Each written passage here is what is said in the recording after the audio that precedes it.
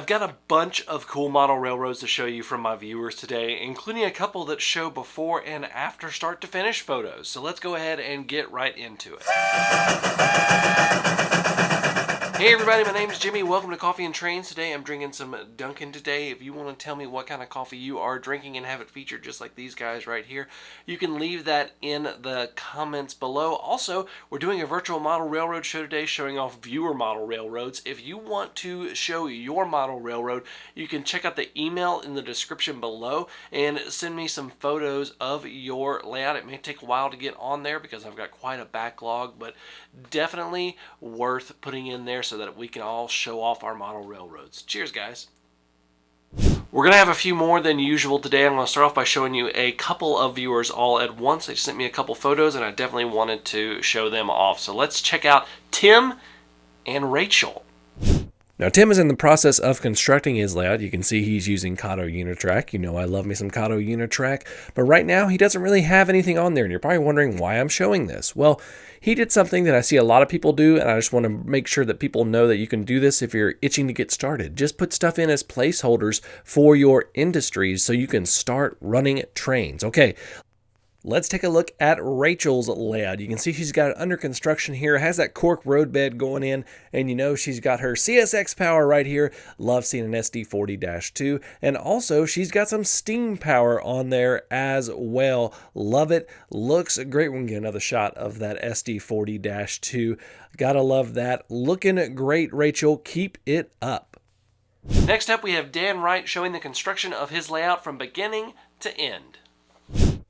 Here is the start of Dan's layout, just that 2x4 with that Bachmann Easy Track. Looking good so far. He has his plan set. Then he gets to start making scenery stuff. You can see right here he's making some pine trees out of chenille stems, which is one of my favorite ways to make in-scale pine trees and backwards HO scale trees for the backdrop. And then he's also making some other deciduous trees right here as well. So he's really progressing. He's showing his entire progression on this layout. And then we can see he's got a little bit more going on there. I love the little fan sitting there drying everything, but everything is coming together nicely right here. And then we get another shot where he's added some paint to the roads. He's added a tunnel with a hillside right there. And you'll notice that he's not ballasting the Easy Track. This is something that I see potentially people, especially that are just starting, they may mess up the ballast a little bit. You don't have to ballast things like Easy Track and Unitrack to have a good looking layout. I mean, just look right here. He's putting those puffball trees on that mountain right there, looking great. And here is his finished product. This looks like a fun little layout to just have running in the background and doing some fun things with. This looks really great. He's got a couple other shots he wants to show us. You can see that little pond that he's done. He's got his siding right here. He's got those trees that he made that look really, really good. I think we're gonna get one more shot of this, and this just looks really, really great. I love all the little details right here, and of course I love that little Santa Fe F unit running around as well. So great job, Dan. A lot of times when I get these in an email, I have to go by the name that's on the email. So I don't know if this is your real name, but this is not Gavin's layout.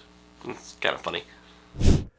Not Gavin has a super cool layout here. Look at all the lighting he's done with it. Also, I want to give a shout out to all of the wall art behind him. I love the Haverhill Station sign, the Pennsylvania Railroad sign right there. It looks really great, but check out some of the lighting that he has done on his layout. Looks really, really good. I love the little car in the background.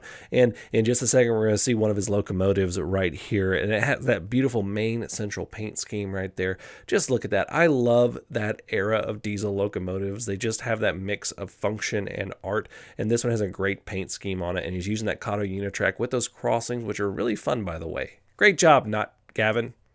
Next up, we're heading all the way over to Europe to check out Levin Palms. He's a 24-year-old in Germany, and check out his layout. Check out Levin's layout right here. Germany is one of the birthplaces of model railroading, kind of hallowed ground of model railroading, and this layout just adds to it, and I absolutely love it. It's roughly a 2x4 layout. It's 120 by 60 centimeters for those of you that use metric, and it is just gorgeous, using mini tricks track and things like that. I love the ballast on this. I love all of the rolling stock on this. This is just a layout that looks like it's just very nice to have running in the background, or you're actually doing operations. One thing I love about European model railroads and European railroads is more passenger rail versus here in the States. So you get to see more of that with European model railroads as well. And I love seeing European coaches. So I love this layout so much, Levin. This looks fantastic. Great job. Keep it up. Thanks for sending this in. I just love showing off modules because I believe they're an excellent way to get into the hobby, especially if you're strapped for space and cash for that matter. So check out Nick Morganroth's module right here. Our look at Nick's module starts here with the beginning. This is a T-track module. I believe it's a double module. And he has the cement plant, which is a Walthers kit. I actually have one on my layout. And he's using, of course, the Kato Unitrack for T-track. And you can see he's working through things here. He's got his mountainside that he's putting behind it right there. Looks really good. Great job on the rock faces there, Nick. That looks really, really good and really, really natural. You should be proud of that work. So, and then let's take a look at it further along. You can see he's done a lot of the scenery and stuff right here, getting really close to where this is something you would take and connect to other T-track modules. And at the end, it just looks really, really great. This is one thing I love about modules is you can focus on these small areas and really get good at things. So if you're looking to get started and you want to do some practice, definitely look at modules. Great job, Nick. I love showing off you guys model railroads. If you want to show off your model railroad in a virtual model railroad show, you can send me an email with photos to the email in the description below. It may take a little while. I've got quite a backlog of these, so I'm actually starting to add more than 5 per episode of the virtual model railroad show just to kind of start getting through them. So, but if you want to send me that, you can do that with the email in the description below. Thank you all so much for watching. Until next time, I'm Jimmy from the DIY and Digital. Stay safe, be kind, drink some coffee, and happy railroading.